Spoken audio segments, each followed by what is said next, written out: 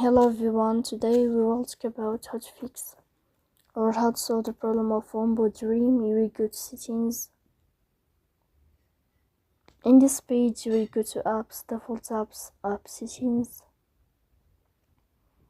On above you will search about Wombo Dream and you will click.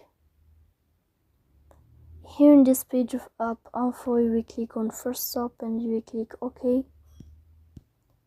Then you will enter to the window of storage.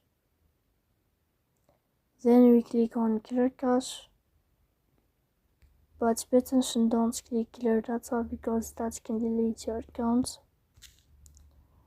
In the end you can turn off your phone and you can wait a moment to restart your phone again. So please don't forget to support us by like and subscribe.